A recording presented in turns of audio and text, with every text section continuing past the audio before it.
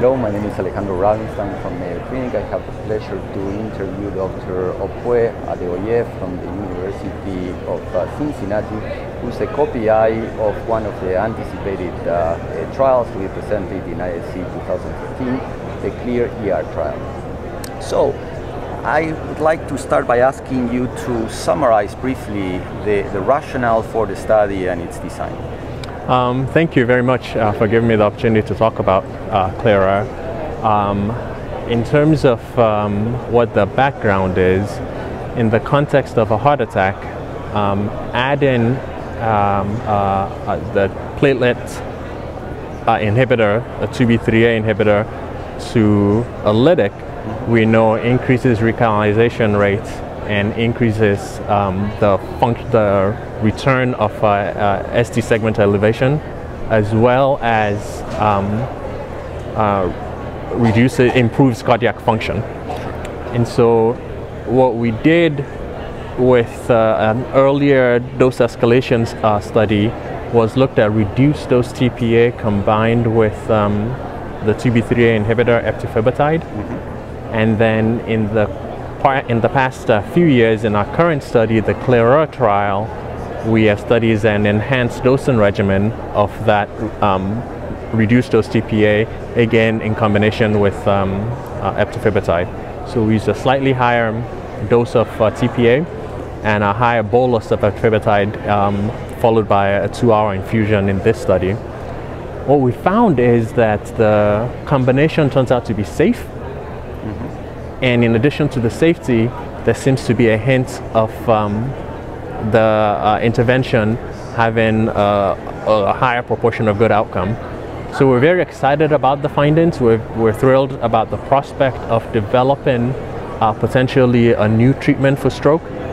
And we're hoping to proceed with a phase 3 clinical trial of this intervention in comparison to standard TPA. So this was a study, in essence, comparing the standard of care IV TPA in its regular dose of 0.9 milligrams per kilogram administered over 1 hour versus the combination of the 2B3A plus IV TPA. In the pilot study, the dose was 0.6 milligrams per kilogram. In the CLEAR trial, as it will be presented here, is it still that dose or is higher? So the pilot study actually was a dose escalation study. So we looked at 0.3 milligrams of TPA per kilogram given over an hour. Subsequently looked at 0.45 milligrams per kilogram of TPA, again given over an hour. Each of those was combined with a 75 microgram per kilogram bolus of eptifibatide, followed by a 0.75 microgram per kilogram per minute infusion over 2 hours.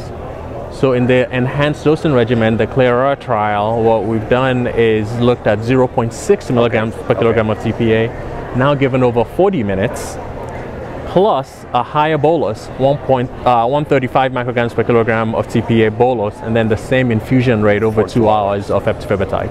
Okay, and the primary endpoint was the occurrence of symptomatic intracranial hemorrhage? Correct. So this was designed primarily as a safety study, and we use symptomatic ICH as defined by the NINDS trial definition.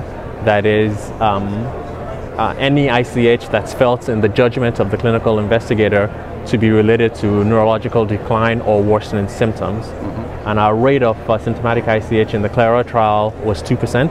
That's very good. And the primary efficacy endpoint was the proportion of patients who had a modified ranking of 0 to 1 or return to baseline modified ranking. We did include patients who had prior disability, and that proportion was 49.5% in the intervention in the combination arm of the CLEAR trial, compared to 36% in the TPA arm. And this is over what population, what total population? 126 patients total, 100 of whom received the combination therapy and 25 received the TPA. Perfect. So you think, based on the results, that it's clearly justified to move towards a phase 3 trial with the same design? We believe so. With the intervention as we have it set up, we allow open label TPA to be started as quickly as possible, so we're not delaying time to TPA between the two groups. Once we've open label TPA has been started, then we obtain consent and enroll the patient and quickly try to get the bolus of eptifibatide as well as the intervention drug started within 40 minutes. And how many patients do you think you're going to need to enroll in order to have to reach a firm conclusion in terms of a primary efficacy endpoint? So we had some imbalances between the two groups in this study, namely NIH stroke scale and age. No significant differences, but the standard TPA group tended to be slightly older and tended to have slightly more severe strokes. So the absolute difference we observe is about a 13% effect size, not accounting for those imbalances. When we adjust for those imbalances and look at the proportion of patients that had good outcome after adjusting for that, our estimates are about a 47% to 39% difference. So that's about an 8% effect size, we think, and which would be about a 1,200 patient trial, 600 in each arm. Interesting. And the final question, do you think that it is safe to say that the improvement is most likely related to the recanalization of the primary occlusion, or it may have to do with the fact that you are giving the medication over 2 hours and you may be preventing reocclusion or some other mechanism? So that's a great question, with the caveat that we did not include imaging, so we don't have absolute numbers to say these are the occlusions and these are the recanalizations.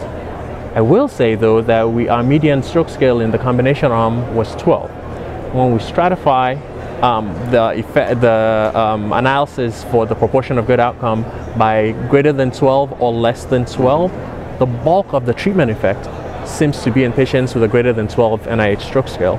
So for that reason, I do believe that these are primarily augmented recanalization. However, we don't have data to show that, and I'm not sure that we will, if the goal is to treat as quickly as possible. At the end of the day, what matters is for patients to get better. Correct. Any last comments? Very excited. We hope everyone else is excited. We hope people are eager to participate in this study with us, and we hope that we move forward to the phase 3 trial. Thank you very much. Thank you.